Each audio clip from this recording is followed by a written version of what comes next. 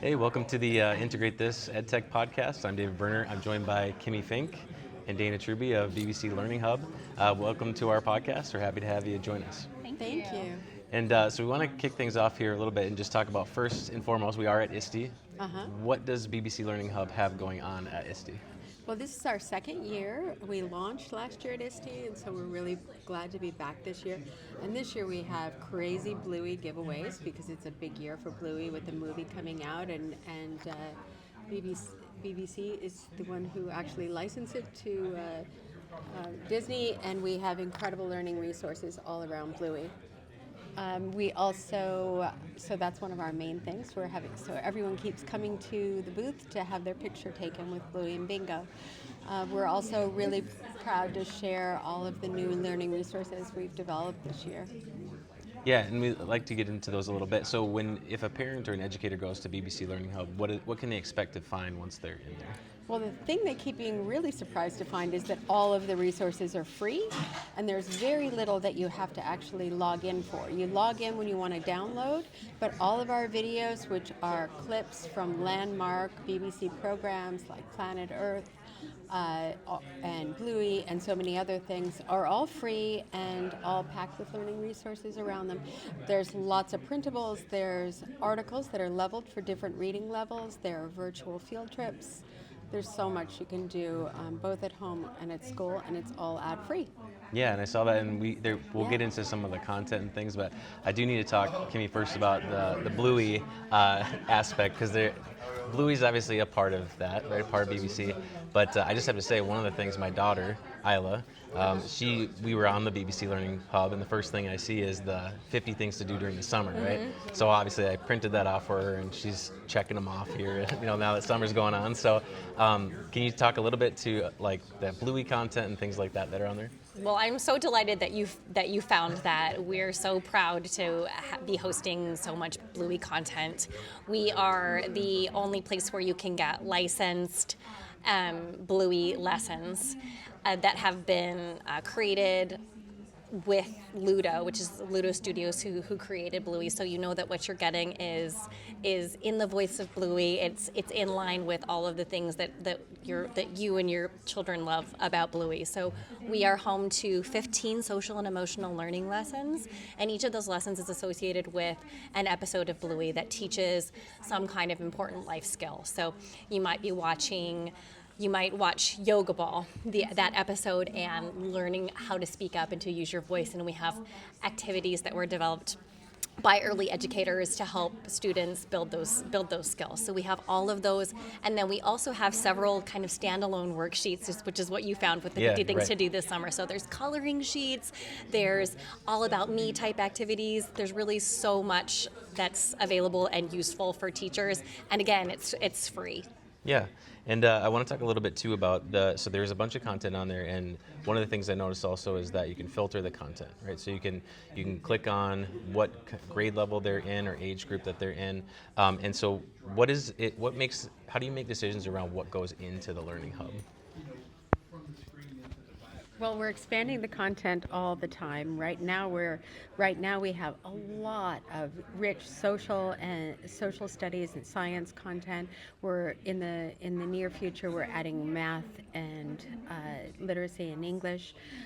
We do have a framework of what the core areas are for us, and that's our global knowledge framework. And those are 5 key areas that are of the largest importance to our hub. And that's media literacy, environment and sustainability, not surprisingly, global citizenship, so that's everything about learning to be a citizen of the world, financial literacy, and what am I missing? Digital literacy. Digital literacy, which is of course safety online, but more than that, also just becoming an active user of technology in a smart way. We often think that kids are naturally digital literate, and they're actually not. They need to learn those skills in an effective way. So those are areas that we're looking to develop, and then we're also looking at what is the great content that the BBC has that people are asking us for, and we have teachers and parents come up to us and say, hey, I love this particular show, and we will actually go and source that show and add it. Nice. That happened today even. Okay. Um, Yeah, so and the other thing I noticed on there too is, well, there's a variety of content, but I noticed the dinosaur virtual tour. Yeah. So with that, one thing that stood out to me, or I thought about with that, is we work with a lot of rural schools, and so field trips might be a little bit harder to come by or do them frequently or things like that. So is that something that you take into account for those virtual field trips, or how does the virtual field trips all get designed and brought to BBC Learning? We're so excited about those, and we have a whole slate of them planned for this year. There's a couple of reasons. Certainly who gets to visit a dig site? Even if you are a place that you don't get to visit a dig site. But it also makes it really easy for teachers if the kids can navigate it themselves, if they can navigate through the content. So we're looking at making rich learning environments where kids can click around and click on different locations or within the picture. In this case, it's a map of the world, and it shows you 5 different dig sites and the dinosaurs that were found there. And then we also have quizzes and other activities, and so kids can navigate it on their own, and it's discovering what'll be there behind that. But we're planning one for Blue Planet 3, for Under the Ocean, and several others, one on nocturnal animals, one on gardens, like all different kinds of ones that we're planning for this year. Okay, yeah, so it's a little inside scoop on what's coming There's out on good stuff. some of those. So then the other thing I wanted to get into a little bit is the media literacy side, and it's news bites. So news bites, BBC News Bites. We've known for a while media literacy is extremely important. Why, in your opinion, is it so important right now? I'm going to send it back to you. All right, That one. fine. We developed News Bites, and then we're planning to continue to expand it. And right now, it's a daily international news story that's appropriate for kids. We want to first be a trusted source for news for kids and for adults, and then we also want to develop a news habit with kids where, I feel comfortable watching the news. I know how this works. I understand news stories. I know how to listen for what's important. So right now we have fun they're comprehension questions, but they're not exam-y. They're meant to be playful and to spark curiosity. And so the idea is teachers can put it on as a daily starter or after recess, and be like, here's 5 minutes, let's learn something about the world, let's do the questions. And then we're about to, for back to school, gamify it a little so that they can see their streaks, so they can see, did they do really well on this? Did they do better than 76% or 50%? Like what are other people guessing? So that they can see that a little, and then we're making them more puzzle-like, so that they're not just straight questions. And our hope is to build up that daily relationship to learning about the world. Oh, great. And one of the things too, it's for 6th through 8th currently. Yeah. Is that going to expand at all? Like, will it expand to other grade levels or anything? We are aiming it at 6th through 8. We feel that it definitely still works for high school, and as we develop, we're going to be doing more and more media literacy content. We have a unit coming out for media literacy for high school this year. Younger news is hard. That'll take us a while to get to, I think. Sure. Because you'd need to go at an entirely different pace. But right now, we aim it at middle school and feel that it can be used in high school as well. Okay. And then there's the newsroom connection too. How is that different, or what is unique about that newsroom portion of the website? The News Bites is really the daily news story. The newsroom is all of our news assets. So that includes science news, that includes news for fun, as well as all the resources that we're developing for teachers around teaching the news. So we have a whole lesson series there. We've got different kinds of worksheets that you can use for comprehension or for finding the main idea, for extrapolating and and learning like, well, what's being said here? Whose point of view is this? Is Sure. there evidence? Like all of that kind of smart thinking that we want them to do when they're dealing with nonfiction. Okay, great. And the other thing we have to get into too is the planet Earth side, Yeah. because as you scroll through there and you look at different content pieces in there, you can connect to that. So can you talk a little bit about how BBC's Planet Earth is brought into the curriculum and the different content that's in there? So BBC just celebrated a couple really important anniversaries this year. So this was actually the 20th anniversary of Planet Earth from its debut, and then Sir David Attenborough, who of course is our beloved documentarian, naturalist, conservationist, amazing, celebrated his 100th birthday. So we said we have got to do something special, and we have a ton of his content. So we have clips from Planet Earth, Frozen Planet, Blue Planet. And so what we decided to do for this particular collection and anniversary, and also looping in Earth Day, was to take we worked with the BBC Earth team and we identified the 8 most popular clips from Planet Earth, and we created a passport. And these clips are pretty amazing. You've probably seen one of them. There's one where it's the baby iguanas trying to get to the ocean and they're being chased by racer snakes. It's quite exciting and quite terrifying.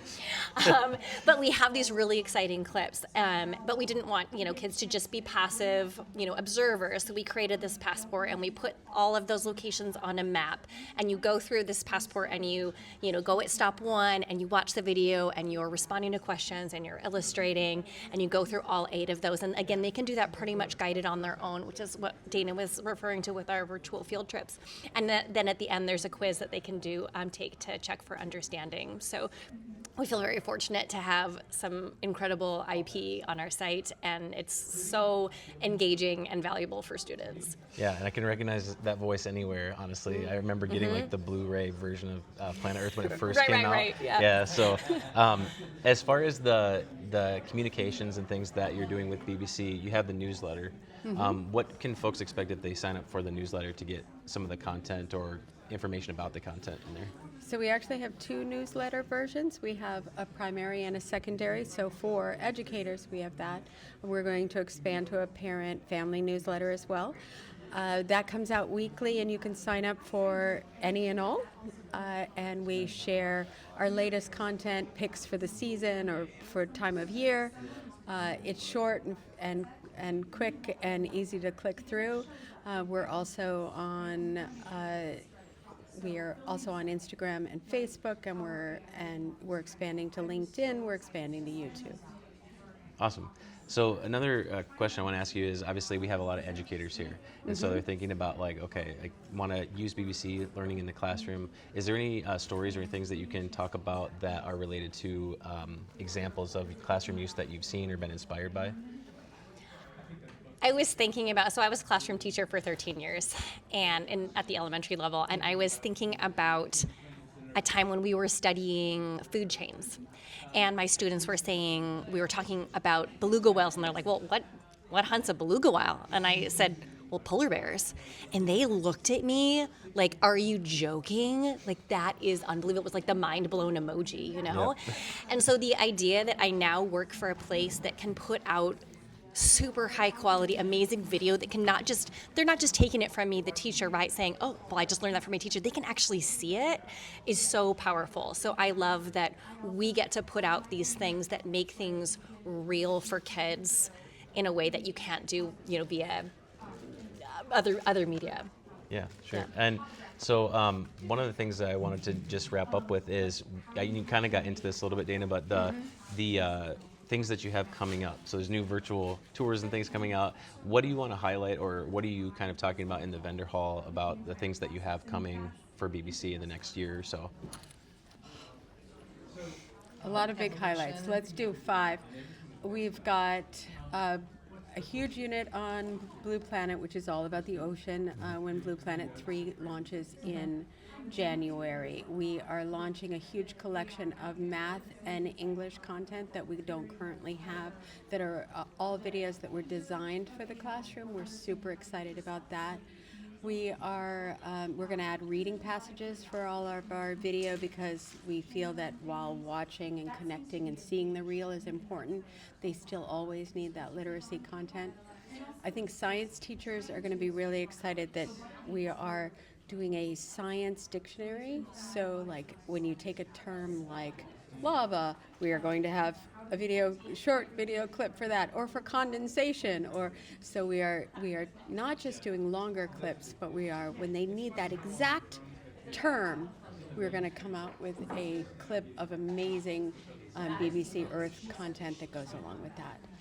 What am I missing? Evolution. Evolution is a new show that's launching this summer that we are creating a virtual exploration around that we think is really exciting for high school. And that will be live by August. Yes. Awesome. Well, great. So, guests that are watching, or if you're watching, make sure that you check out BBC Learning Hub. All the free content they have on there, great stuff. You heard a lot of it here.